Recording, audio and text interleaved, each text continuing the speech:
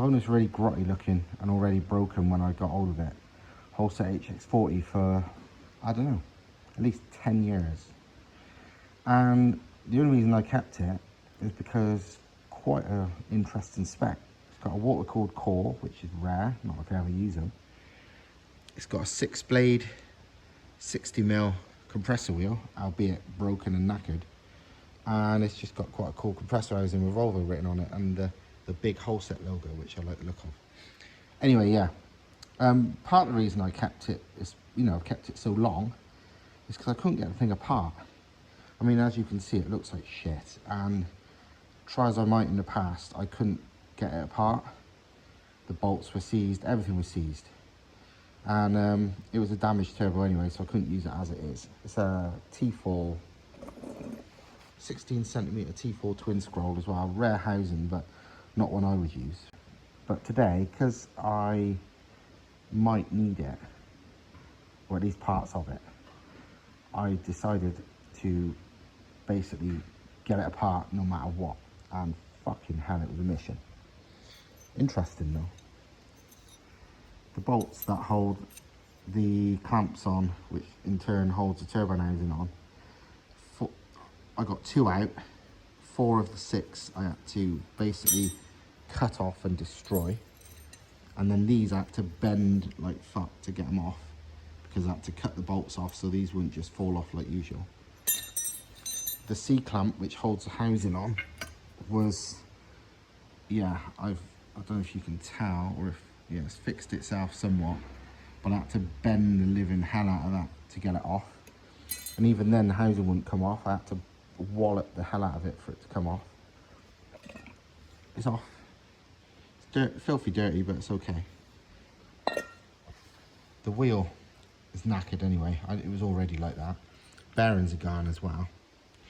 But yeah, but trying to get, even after I've got the clamps off, trying to get the core out the housing, I didn't think it was going to happen.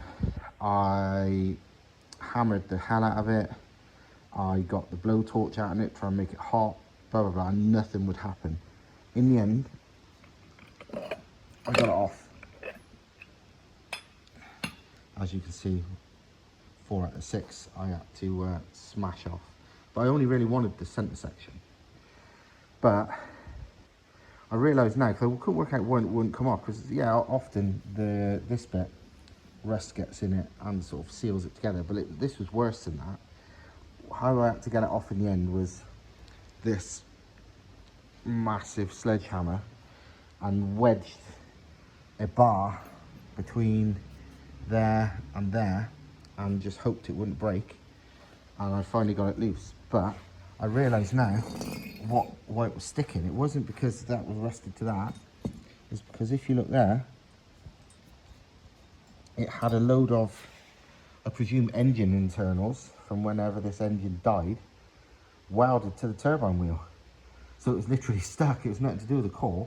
It was stuck to the fucking turbine wheel. I presume that's melted, I don't know, cylinder, valve, piston, probably piston. It's not broke. It's not a broken something. It's literally melted. You can see. And yeah, it had melted itself, glued itself to the turbine wheel, which is also knackered. But again, I didn't need the wheels. I just wanted the core. But the core looks okay, usable, I think. So yeah, hopefully I can reuse the core. But this lot is going in the bin. I mean, I knew it anyway. I'll probably keep the housing because it's smart. Although I'd have to modify the outlet because it's got one of those weird push-on outlets that uses an O-ring and just sort of gravity to hold it in place. But yeah, look at that. That is what was holding the housing on. I mean, as you can probably see by this now, it's actually not very rusty. It's, that wasn't really holding it in. It was some melted aluminium, melted itself to the wheel that held it in.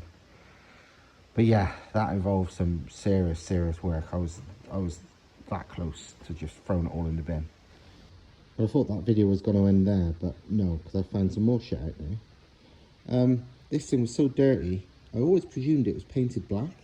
It's not, it was just filthy. It's actually silver. It's, yeah, It's still even got the ID tag on in good condition. I did not expect that. It's just so dirty. I always thought it was just painted black. But no. Another very interesting thing about it is it's got no anti-surge.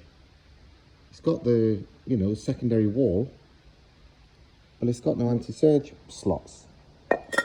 Which, because I'm fucking childish, I want that because that makes the turbo chatter extra loud.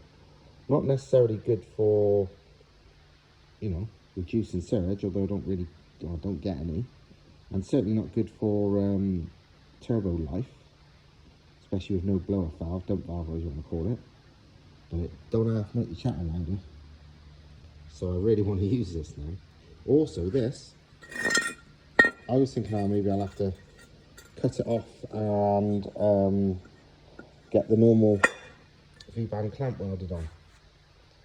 But honestly no, because this is just over 3 inches.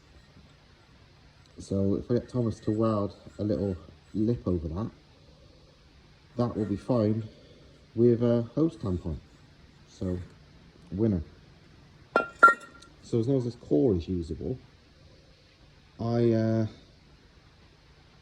could probably get made a hybrid core that will go straight into my current turbine housing with a bigger comp wheel and either the same or maybe one of those Zona Rotor rip-off 7 blade, no, not they 5+5 blade or whatever they are, turbine wheels, or maybe just the standard wheel that I've currently got, 11 blade, whatever really. But that's a 64mm, not like it matters. But if I can run my standard turbine housing, then I need a 64mm wheel, but 64 is plenty. So yeah, should be pretty fucking good. And also the main reason I want to do this is because it means minimum downtime. If I send my current turbo off to get hybridized, I have to wait for it to come back. This means my car's not off the road. I just fit this whenever I'm ready. So I like this idea if I can, provided this core is usable, because it looks like shit to be fair. But we will see. But it is HX40, but non-anti-surge, which is very rare for something badged as a 40. But it's also water cooled and 6 blade and all sorts, so it's pretty rare anyway. I'll have to check what that's off. 3595118, some kind of Volvo, some kind of, it'll be water cooled, it won't be off a diesel, it'll be off a probably like LPG, it'll be spark ignition, something, not diesel. So probably natural gas, LPG, that kind of thing. But I don't know. Either way, quite interesting if you're a turbo geek dickhead like me. Okay, part 3 of this turbo geekery. Surprisingly, the block offs for the water cooling ports come out really easy. So, and they look good. So that's probably a sign that it's actually maybe usable. What I would do with this, because it's got 4 ports, and you can use whichever, ever. I might actually run them, but I'll run the 2 on, so I'll block these 2 off, because this will be facing the block. On my car, it's this way. So this is facing the back of the car. Compressor faces that way, turbine faces that way. So this side isn't near any heat and is easy to remove and refit. So I can run water to them and block the other 2 off. So I actually might do that. I never run water cooling normally because it's more hassle than it's worth. But again, the beauty of these MR2 swaps, there's no effort. I just reach out in seconds. So I might actually, as soon as I've got it, run it. So there you go. But that all depends if this core is usable, because it don't look brilliant. But the fact these come out easy, and even the O-rings look good, is probably a good sign. It's decent. So, well, there's even more fucking updates. Yeah, 3.5 inch silicone hose fits very snug over that. So We're lit welded on it for the hose clamp. That's fine. So I'm going to do that, I think. Also, I found out what this is off. I googled the number. There's actually one for sale on eBay at the moment, brand new for like £1,000. It's off a Volvo. I was wrong as well. I thought it was going to be off a LPG or something. It's not. It's off a diesel. It's off a Volvo D10A engine, which is common, but they got loads of different turbos. This particular one is off a Volvo Olympian double-decker bus, which anyone over the age of about 30 has probably been on one. We don't remember unless you're into buses. It just looks like a fucking bus. But as soon as I saw the pictures, it's like, oh yeah, I remember them. They were made up until, I don't know, early, mid-2000s, I think. Most of them off the road now because they're not like, they're like only Euro 2 emissions. So the most of them are just preserved. But I looked into them and yeah, I've seen them a million times. But yeah, Volvo Olympian buses. It's a 9.6 litre diesel, making 245 kilowatts, I think it is, whatever that is in horsepower. But yeah, that's what it's off. And yeah, I even actually went on thing and see if I could hear them, you know, see what it sounded like. Obviously there's no anti-surge, but I remember now, as soon as I heard it, it's like, oh god, I remember being on these buses when I was a little kid. The fucking transmission is so fucking whiny and loud on them, you can't hear the engine anyway. There's even one video when they had the engine covers off and it didn't help. It's just all you hear is fucking whine from the awful fucking transmissions they got. So, yeah, didn't matter. But yeah, turns out 3.5-inch hose will work fine. And unrelated to turbos, but I showed something else interesting just to finish this video off. Over here. This is my test scrap cylinder head, BAM head, and the 3 smaller ports are the factory small port. That there is gasket matched to the standard large port gasket, the bigger one, number 2. But as you can probably tell by this gasket here that's on it, this gasket's way fucking bigger. And it's like, whoa, what is that? This is actually a gasket from an Audi, the 40 valve V8, which is like in the old Audi S8s and so on, the 4.2 litre 40 valve V8 NA, and pretty badass engines. They're basically 2 1.8Ts, and funny enough, the inlet gaskets fit, and their intake ports are even fucking bigger. Look how big they are. But you'd think, oh, that's amazing, that would be brilliant. No, because if you can tell, but if you matched it out to the gasket, it would practically be wafer thin. It actually goes lower. The only way of realistically making that work would be welding some more material to the bottom. So if you're building some kind of crazy drag engine, yeah, I suppose that would work. But otherwise, literally, it would be a couple of mil. I don't even know. Nah, I don't think I'd want to do that.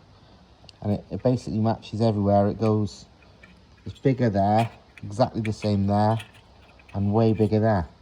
Just for fun, I might, because this is a scrap head anyway, take it all the way out to that gasket just to see. But yeah, it's overkill.